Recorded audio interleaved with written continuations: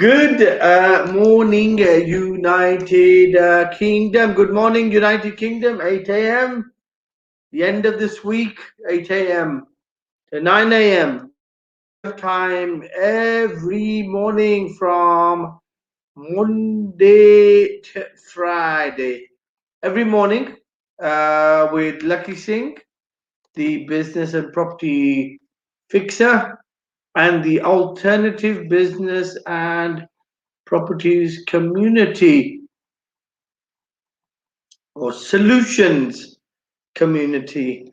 So, right, today's the saying for this weekend actually is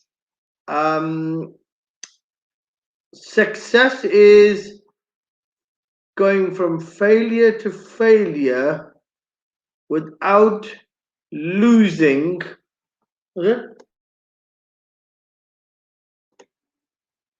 enthusiasm or enthusiasm.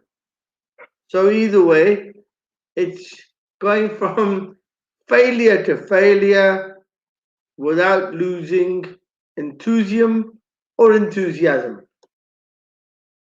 And for our first failure, because we didn't have Lakhi Singh on at the same time, I'm still keeping the enthusiasm or the enthusiasm. Lakhi Singh, I'm here, yes. Good morning. Good morning, sir. What's the weather like there in sunny London in the square mile? You in the It's nice and sunny this morning, excellent. and got about 11 degrees, which is quite nice for this time Quite of the year. nice. Yes, excelente. And it's sunny, and you're out in the car, I think. That's right. Out in the car, right? Okay. Well, at least that shows that the economy is moving. And the saying for today, Lakhi Singh, it's a continuation. How to thrive or thrive after losing your job or during lockdown in 2021. How to thrive or thrive during lockdown after losing your job as well. We've actually continued the topic from yesterday because we had on the ever wonderful, energetic Mark Thompson. I think, was it Mark Thompson? Mark Johnson. Johnson, that's right. Johnson. Very interesting gentleman. A lot of depth. And I think he's an inspiration to lots of people out there who are very similar in terms of probably, I would say, about 90% of the job market. People are very hardworking, very dedicated in what they do, but have all of a sudden realized business isn't going to be as usual. However hard the economy tries, whether you get a furlough or you get some form of financial support, you will be you'll be in a lot of difficulty unless you don't decide to take the plunge. And how to do that is taking a leap of faith, as we spoke about yesterday. The topic for the week, the topic I can say for the weekend is, or the saying for the weekend, sorry, is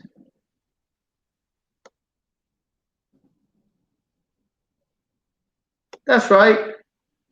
Success is going from failure to failure without losing enthusiasm or enthusiasm, depending on if you're lazy enough not to pronounce the asm. Right, Legacy, what do you say about that? Have you been working from failure to failure? but you're enthusiastic, and that's why, we call it success. I mean, I think this was a successful start. You weren't there, you came back, but I'm still here with the same enthusiasm or enthusiasm. Actually, What do you say? in fact, I've lost my enthusiasm. So, what can I say? You've lost your enthusiasm, Yeah, okay? You fall out your pocket or somewhere. yeah. I mean, I was waiting in the wings. You weren't there and got cut off. I felt quite sad that I couldn't get back on. Couldn't get So, back on. I lost my Well, enthusiasm. well, that's not really good advice for the listeners. Yeah.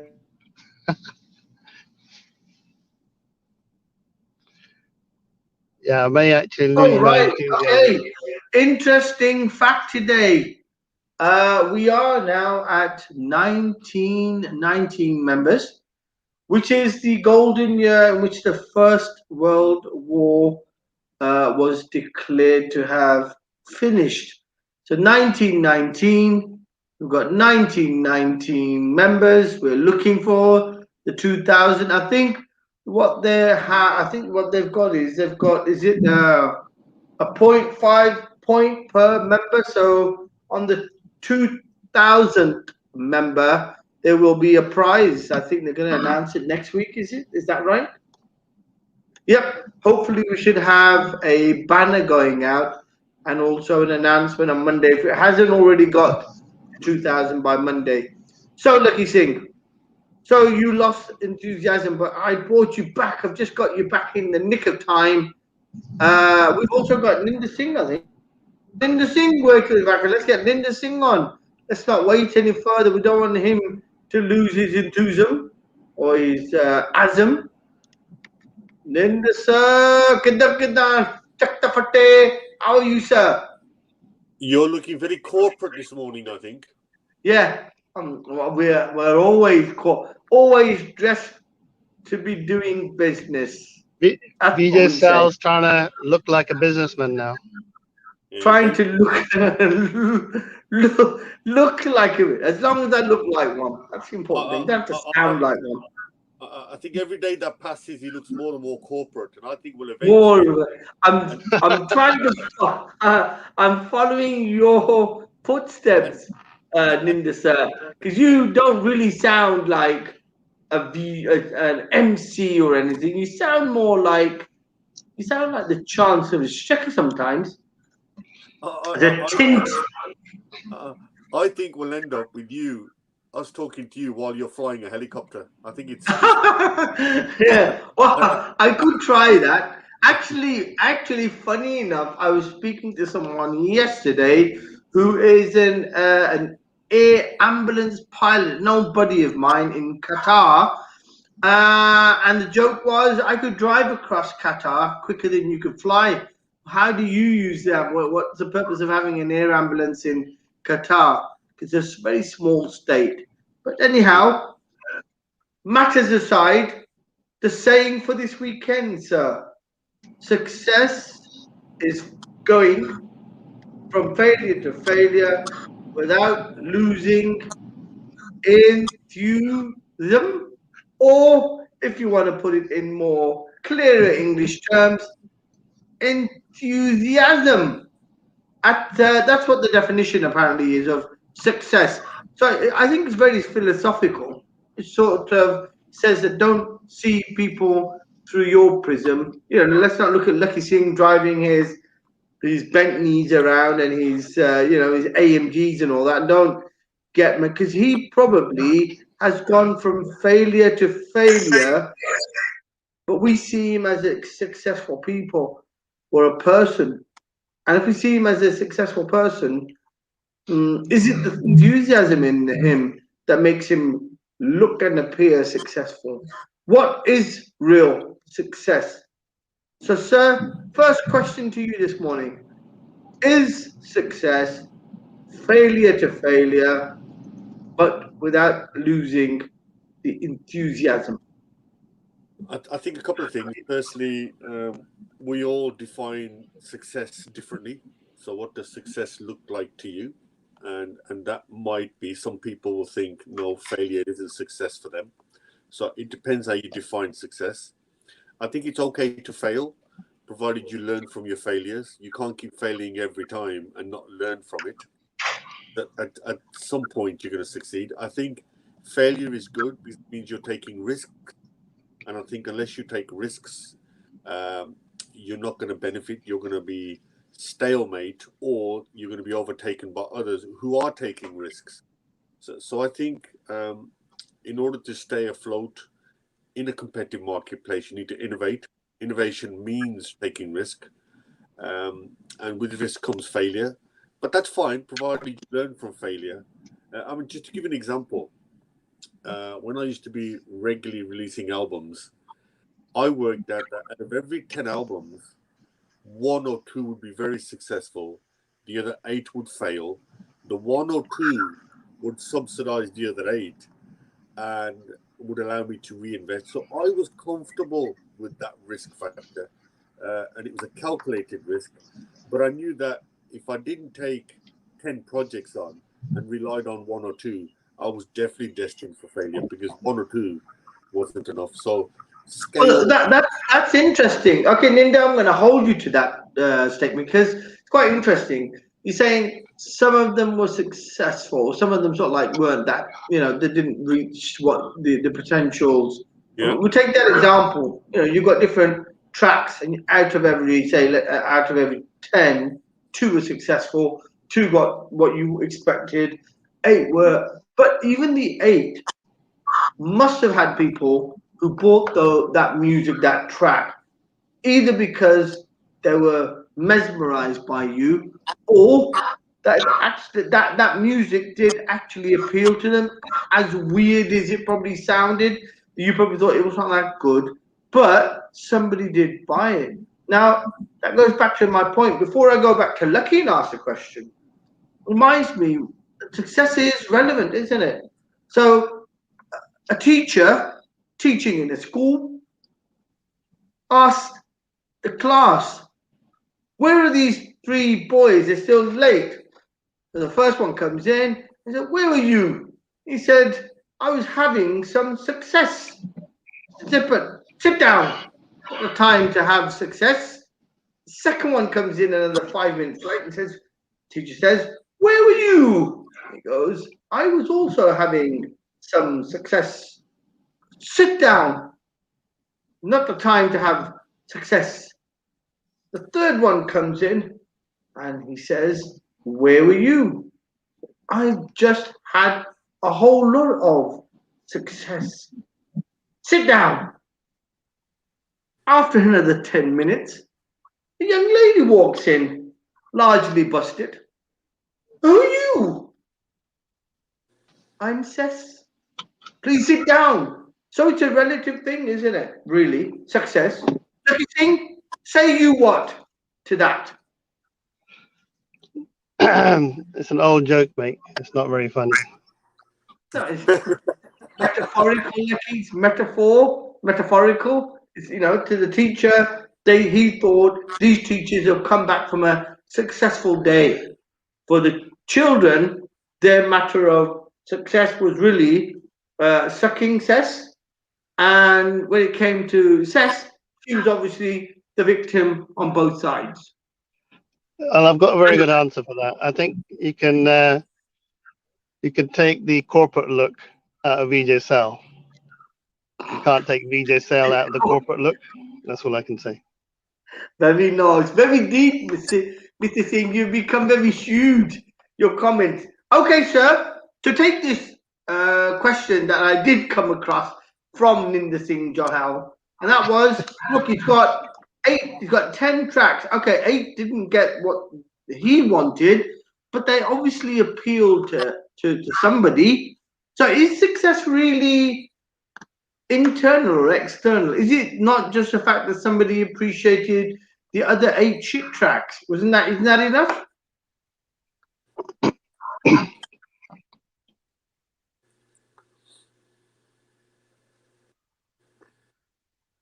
Lakhi Singh?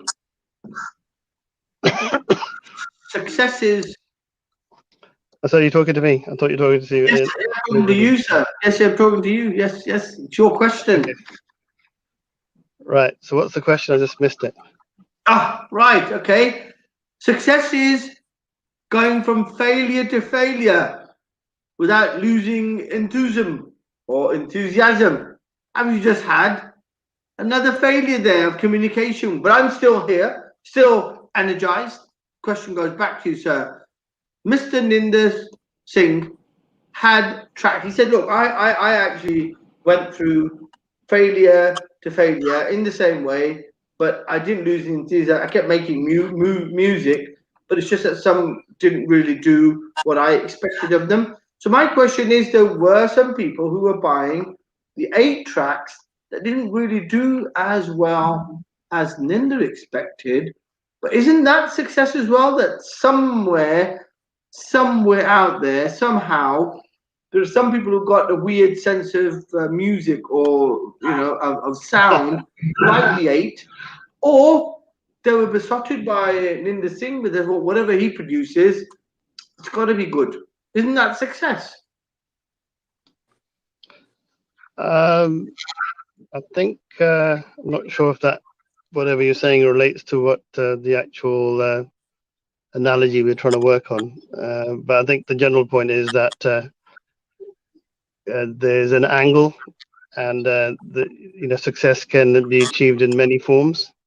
But the most important point of it is that he persevered. I think perseverance is probably the word that comes to mind in terms of enthusiasm, and perseverance are probably key to your success. Okay, so perseverance and enthusiasm mixed together. Now, Lakhi Singh sort of put a deeper understanding on that, put some more color to the definition, I'd say. So, perseverance and enthusiasm mixed together, that keeps you going and gets success. That's what Lakhi says. Okay, Lakhi. Second question then. How does someone then who's lost their job all of a sudden, 2021, they're looking at furloughs, possibly fizzling out by March, don't know what's going to happen, don't know if they have a job to go back to. How do you get people like that to look at thriving in, lockdown without a stable job? How does that then work? Then, I mean, isn't that a failure, or a failure of the state? I would say. How do you then determine success in that matter?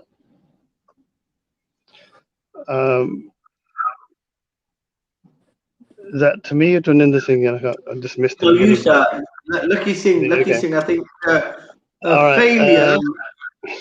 Failure to engage. Okay. Failure to engage. Yes. Okay, I knew that was coming. Okay, so yeah, I think it does relate, because if people are actually struggling to find a job, or they've lost their job, then they've got to really sustain some level of enthusiasm to find a position that's still going to work for them in this very, well, especially somebody was saying on the BBC the other day that it's the worst depression in 300 years. So certainly they need to have a lot of enthusiasm. Okay, I think Lucky's still lost in the story about cess. So I'm going to go across to you, Ninder Singh, sir. Same question to you. In an environment where things, or failure, we could call it, the point of failure to the next failure, keeping enthusiasm and an element of, energy to be able to become successful in this difficult environment. What type of advice, or what type of sort of inspiration can you give people that look, especially this is more for the 9-to-5ers. It's not for people like you, Ninder Singh, who's already a businessman, who's probably done his cash flows. He's already worked out 21. is going to be good, but 22 is going to be like, wow. But 21 is the difficult year, the make and break year, where you've got to operate on nothing but royalties or whatever else you're getting. So tell me, how do you give advice to those people, the minions out there who are sort of like stuck between their failure?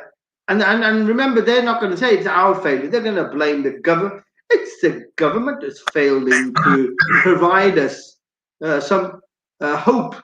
How do you give them advice? How do you tell them to keep focused and look at some way of keeping their head up and trying to thrive in lockdown? I think firstly, it's no one's fault. This is a virus that came along and took the whole globe by surprise. This isn't just one particular government. The devastation of the virus has been such that the economy has contracted, demand has been wiped out, supply is a problem. But as we all know, the vaccine being rolled out, it was good news that we've heard another vaccine last night came out that's got 89% and is actually very good against the UK variant. So this is the beginning of the end. There is light at the end of the tunnel. Is what you do between now and then. That's the big question. What you do between now and then. So I think this is the perfect time for you to assess your skill set. Ask yourself, what are the future industries that are potentially going to have vacancies? Am I trained enough? Do I understand enough about those vacancies or those job opportunities that I'm ready then to be on in the first in the queue when those jobs do return and when the economy does pick up? This is not a situation that's going to last forever. It's how you maintain that motivation, retrain yourself, and go into the marketplace with a renewed vigor, really, and say to yourself, do you know something? This is not of my fault. This is not my employer's fault. This is nobody's fault. It was something we didn't see coming, but let's make the best of it and use it as an opportunity to improve yourself and your sort of prospects and your career. Is it okay? I'm going to ask you another question then, Linda, because I'm going to stay with you because you are a bit of a a person who's moving and shaking in the halls of power. So you have a lot of input that a lot of people probably don't look at. They don't look at top downward type of thinking. They're normally stuck in their own thinking. Surely then, if that's the case, is government then trying to provide sufficient online courses or online information? Bearing in mind, remember, it is, if you're saying, okay, it's not government's fault, my argument's slightly different, and I'm going to talk for a lot of people to say, look, you've been collecting taxes for thousands of years, hundreds of years, and you will have had some understanding of reserve funding for something like this that could happen. They do lots of stress testing on various scenarios. Why is it the public is being made to feel that the government doesn't have any money and they're getting things like civils and bounce back loans and all that? Why hasn't the government accounted for some of the savings, the monies that have been redirected into things that don't have any tangible value, but the money's been spent from the taxpayers' money? So is government now giving the taxpayer, let's call them the taxpayer, some forward thinking in terms of support, online training or tuition or mentoring, or a support on mentoring people to get sort of like motivated, so that once the lockdown finishes, once things become normal, knowing that the government will know that there's going to be lots of changes that only they are aware of, giving people a chance to prepare for life after lockdown. Is the government doing that? Is that the government actually cleverly trying to support the potential working, the minority? Because remember, I think in the UK, the actual percentage of people who work who support everybody else, or the unemployed and the elderly and etc. Well, not the elderly, because I'm going to say the elderly probably paid their position is 20%, I think, if that's not wrong. So cutting out the youngsters and cutting out the unemployed and cutting out the people who've retired and all that, 20% is the working population, which equates to about 12 to 15 million. So has the government, provided anything, and in light of the fact they know that things will have, it's definitely going to change after lockdown opens up. A couple of things. I'm not here to analyze what the government should or should not have done. I don't have the figures with me, but we know the following. We know they've spent a lot of money on furlough, which they've done since March till April. We know they've tried to look at employment through Kickstart. We know they've given holidays, rental holidays, so people don't have to pay straight away. We know they've given bounce back loans. We know they've put together C-bills. We also know they've borrowed a lot of money, lots and lots of money, and that needs to be paid back. We know that taxpayers are very cognizant of where their money is being spent. They don't like to see it wasted. And I think once we've got over COVID, and we're beginning to, and the numbers are beginning to drop, I think then we can make an assessment of whether the government's done right or not. I think somebody said a brilliant line yesterday. We've all got PhDs in hindsight, which is great, isn't it? Right. Talking about a PhD in hindsight, I'm going to give a big shout out to Mandy, to John, to Zishan, to Ali, to a new lady. Hey, I think. Pardon? Hazel Parker, who's just joined us, and you got somebody else? Okay, all of those people who are watching us now, big shout out to them. I'm going to take the PhD in hindsight across to Lakhi Singh, because he's a bit of a PhD in the future, having created things like the Rescue Associate Program. Where did he know this is all going to go pear-shaped? Is he in with the pharmaceutical company? Lakhi Singh, are you in with the pharmaceutical company? Did you know this was happening? Where did you have the foresight to know that people were going to become massively unemployed and they would need some form of, remote working and employment, sitting at home? Are you some evil, wicked villain pulling the strings of the economy, so-called Illuminati or Illuminati? Yeah, I think there's quite a lot of conspiracies about what happened, but I think about 10, 12 years ago, I became the most unwanted guest in a lot of events and things, because when I talk to a lot of people, I was talking about doom and gloom happening, and that people need to do their numbers now, because the market may be in a position that it's not going to be, you're not going to be able to sustain your property portfolios. So obviously that's not always a good sign when people are trying to sell property products or properties to people. But I think whatever we were saying then now is, coming into play. We were saying that this is going to be one of the worst crashes in 100 years. It's going to happen in the next few years or so. A depression. A depression. One of the worst depressions in the last 100 years, which is a repetition of what happened 100 years ago. Mm-hmm. So I think now we're in that, now literally at that point now where there is going to be, there's something probably a little bit bigger than what's happening with COVID-19, I think, that's going on behind the scenes with the financial markets.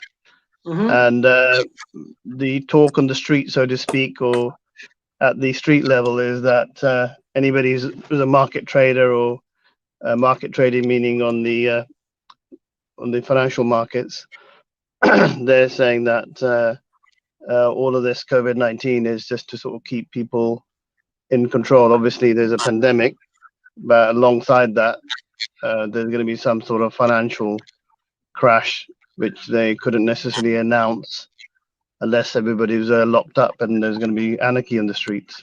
Yeah. Right, so you're talking about the type of thing that happened in Argentina, like where people won't even be able to take money out the ATMs, you know, for food or whatever. Is that what you're saying? I mean, anything could happen if you've got lockdown. I mean, so it's a really good, really good time for government. This is probably not politically correct, but government to literally take money from people's bank accounts.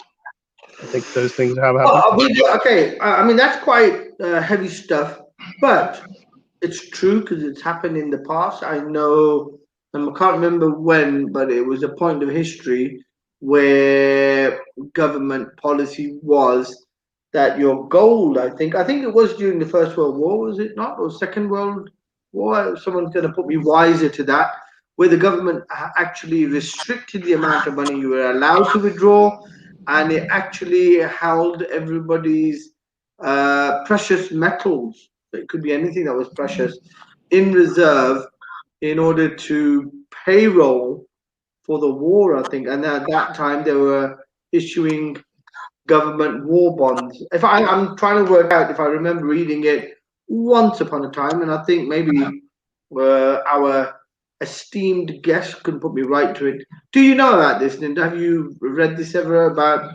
the financial crash previously? What happened? I think we can't go back into history for one particular reason. We're now in a globally connected marketplace. Where money can move around very quickly. Where whatever the American markets are doing, others will follow. We always open up with the Far East markets first. So I think it's a very connected world. I think technology allows the movement of money. It's been interesting what Bitcoin's been doing, and it's interesting how gold has functioned. And normally uncertainty brings volatile markets up and down, and they spin on a single tweet or what somebody has said. But my personal belief is China's already recovered. It's growing. I was listening to somebody from the Indian authorities. They were saying they're expecting a bumper next year and this year. They're expecting it to grow. We know once we've sorted out the vaccine problem and the supply of it, because demand exceeds supply, then I think we will get an uplift. So I think the next quarter is difficult because of all the problems I've said, both politically and economically. But I think once we can come towards the summer, when the weather improves anyway, and the virus becomes less contagious, I think you'll see an uplift. And I was listening to somebody from the Federal Reserve from the US, and they're not looking at raising interest rates till 2023. Excellent. Yeah, so they're looking at trying to stabilize the markets. Now, Lakhi Singh's right. Leading up to the vaccine, up to COVID, not COVID, but up to it, there was a strong feeling that the markets were too frothy. In other words, too high, and needed readjusting. But too frothy. Right. Okay. That's a financial terminology I'm not familiar with. Frothy. I normally get that on top of soup and probably inside the bathroom, inside the bathtub. So frothy. Right. Okay. So that means it's too high. Yes. Correct. Yeah. Yes. And people were wondering when there was going to be that readjustment. But of course, nobody saw COVID coming. So COVID, in some ways, readjusted the market. But you can imagine Biden's in now. So the uncertainty around China and America has sort of slowed down. Biden and the EU get on better than Trump did with the EU. So that brings a bit of stability. As the vaccine gets rolled out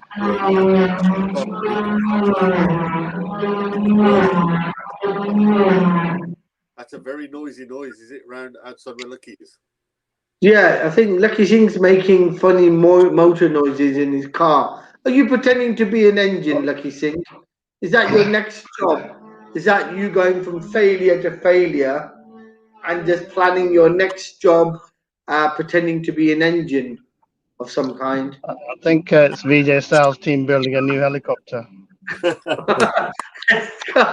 Very funny. You have grown a sense of humor, Lakhi Singh. So I'm going to ask you then next, Lakhi Singh. Keeping in mind what Linda Singh just said, what gives you a rise in particular, in terms of you see things growing? Basically, I don't think anything's going to rise for a long time because the market's actually now crashed. Once that happens, then it's very difficult to get it back. Why would you It feel? just sounds so cheeky. Like I told you in the beginning, I think success is very important. Yeah.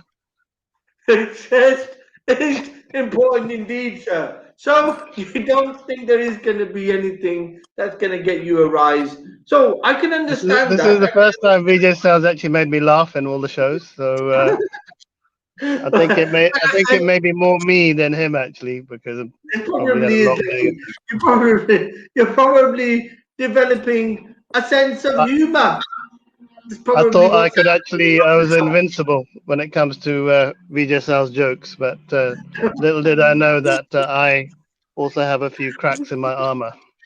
Yes, a few chinks, Lucky, not cracks. Cracks are more to do with other things. But anyhow, we'll accept the crack. What's the crack? Right. We're going back to Ninja Singh now. Okay, I understand. We can't go back in the future, but we do say that everyone's got a PhD in the past. We accept that. But don't you feel somehow a lot of the events that take place in our lifetime are a reflection of critical points that happened in the past? And is it not the circle of life? Is it not a bit like Simba and Mufasa? Are you not more like Mufasa or Scarface? Who are you? I think you to a certain extent, if you can learn from the past, um, you can sort of control the future, if that makes sense. Because once the past is gone, you can't do anything about it. But you can use the Yes. past to try and work on the future. I think going forward, all the governments will have learned a lot of lessons around pandemics and viruses. And somebody was saying today, well, how can you keep up with new variants that keep coming? And I think what they're saying is that we're now on that path where the world is now understanding that these things could happen regularly. And as a result, I think they'll now keep investing. And what they'll have learned from the past is that if you continue to invest, which is what they used to do way back, then you can stay a step ahead. So I think that's what they will have learned, is that this virus and its mutation. Okay, let's take that thought, Ninda. Lucky Singh.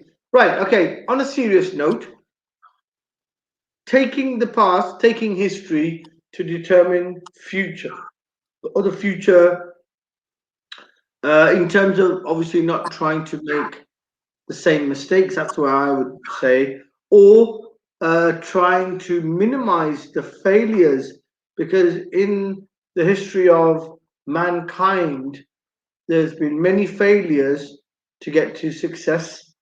And if we take history of mankind and take the failures that we've had in our history to determine better decision making in our present day and the future, which is what Ninda's saying. You can take it either way, but it is what he's saying, that yes, the history is important. Being a PhD of hindsight is probably more people who are out there pointing fingers at the government and saying, well, why have you not done this, and why did you not do this? Had you done this, this would have been, this would not have happened now. What do you say to that then, Lucky? How do you address this point of people who are now looking at an uncertain future, but they can probably take stock of what they've been doing in their own lives previously. Maybe this is the time for them to adjust themselves, to learn from all of that. What do you say?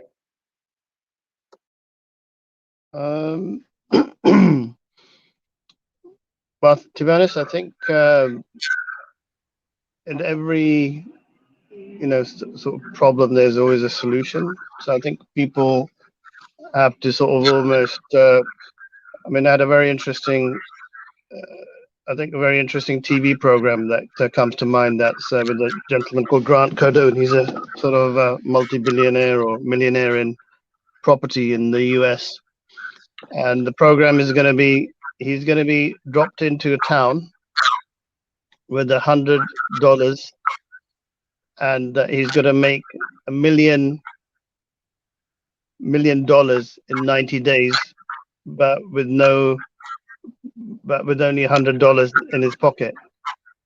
So now the question is it possible? And the answer for him is yes, he can, because what he's saying is that every day you got to treat like you've got zero money and you got to make it that day. You got to convert something into money.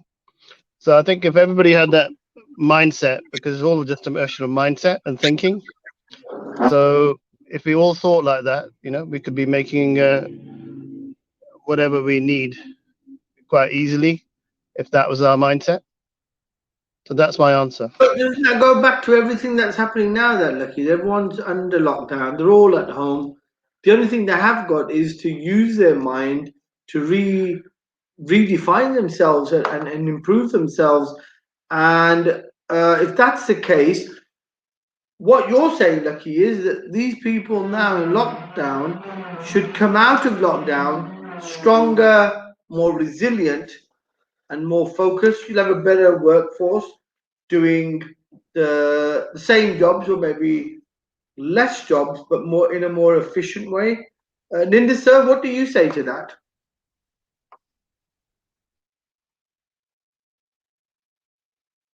A lot of people have changed. A lot of people have changed their business models. I'm an example. So we've gone into publishing, and we've now started to publish magazines. Something we always thought about doing, but probably would never end up doing. So I think it's given a lot of people space and time to think about it. But let's not also forget, quite a lot of people are still doing their day job 9 to 5, but just from home. So for a lot of people, it hasn't changed. People in construction and manufacturing, it hasn't changed for them. People in key working industries haven't changed. The police, the NHS. So for a lot of people, things are just a bit more restricted. For other people, they're still going. What's obviously changed for business is that confidence is business confidence is down and consumer Business confidence is down, right? Okay, but that's for businesses. yeah. Okay, And so isn't government a business? no, but no, but business relies on consumer confidence, and what we do know is the consumers haven't gone out and spent as much. More people have got more money in their bank. The savings ratio has gone up. So when we do open the floodgates, what the government is hoping is that people then go out and spend, and rebuild the economy and renew the economy. But people haven't been out and haven't gone to hospital. They haven't spent the money they used to. Okay, right. This is last few minutes because we're only doing 45 minutes today at drive time. So, Lakhi Singh, can we have the last word from you? And that is Work on having zero in your pocket, even though you got something, and just make sure that you start thinking in a way that allows you to look at a new way of actually working and thinking. I think it's all going to be everything's going to be in your head. So you got to fight the demons in your head. Really, if you can beat the demons in your head, then you're going to win the battle. excellent. Mind over matter. Ninda Singh, sir, last word as we close off today. Yeah, look, it's. I mean, last night's news that the new vaccine's coming out, that makes us more dependent on ourselves rather than worrying about what's coming from abroad. And I think we just have got a pause button. We've just got to wait and get through this quarter, and we'll be fine. Take care, guys. See you next week. And 8 a.m., 9 a.m. every morning, Monday to Friday. And I think we may have a resident psychologist in next week. I'm not sure what's happened to her. She probably suffered some psychological strain herself and hasn't been able to get out of bed. We will find out. Take care, sirs. Thank you so much for your valuable input.